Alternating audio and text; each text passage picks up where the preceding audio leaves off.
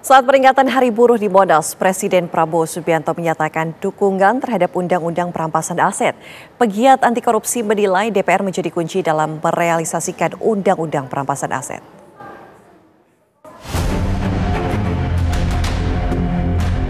Saat peringatan Hari Buruh di Monas, Presiden Prabowo Subianto menyatakan dukungan terhadap Undang-Undang Perampasan Aset. Di hadapan ratusan ribu buruh, Prabowo mengajak semua pihak untuk bersama-sama melanjutkan perlawanan terhadap korupsi di Indonesia. Juga pemberantasan korupsi, saya mendukung Undang-Undang Perampasan Aset, saya mendukung. Enak aja, udah nyolong, nggak mau kembalikan aset, gue tarik aja deh itu. Setuju? Bagaimana kita teruskan? Kita teruskan perlawanan terhadap koruptor. Wakil Ketua KPK menyatakan dukungannya terhadap perampasan aset segera diundang-undangkan. Itulah yang disebutnya political will. Prabowo yang sejak janji hari pertama dia diumumkan di KPU, ya, saya akan hapus korupsi, itu masih konsisten dia sampaikan sampai hari ini. Dan itu kita harus apresiasi. Beberapa orang mengatakan bagaimana tindak lanjutnya. Memang harus ada diperbaikinya. Perangkat hukumnya, undang-undang tidak pidana korupsinya. Bahkan saya mengatakan kalau dengan segala hormat Pak Prabowo kembalikan undang-undang KPK termasuk bila perlu bikin perpu, kembalikan KPK independen. Karena nanti begini, kalau di konsep di undang-undangnya itu ada yang disebutnya paling minim, nominalnya itu 100 juta.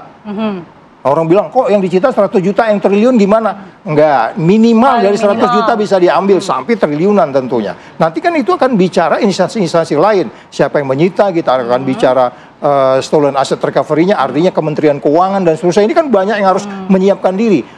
Ya saya katakan tadi kembali lagi, kalau Presiden bicara seperti itu, semua orang itu harus bisa menjabarkan sesuai dengan fungsinya.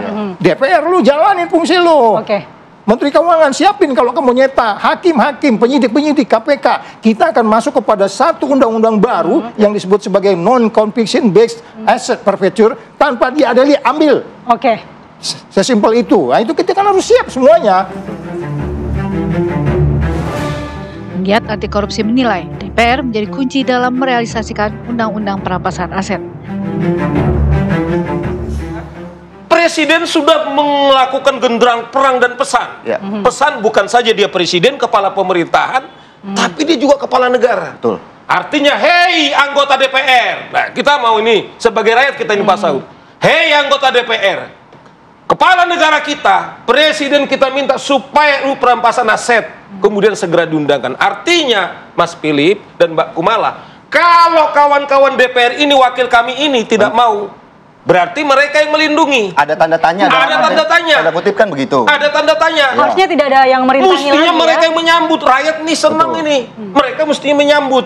Nah, oleh karena itu, kalau memang tidak bisa lagi, kita dorong dalam waktu dekat ini, jangan lagi lewat hitungan tahun.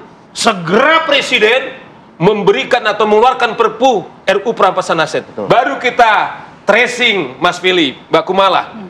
Adakah partai-partai Kim ini yang kemudian membelot? Nah, kalau ada segera keluarkan mereka. Atau ada kira-kira orang-orang di DPR, anggota DPR kita ini Mbak Kumala, kita catat mereka. Oh, inilah sebenarnya yang orang-orang yang menghambat RUU Perampasan Aset diundangkan. Tim TV One mengabarkan.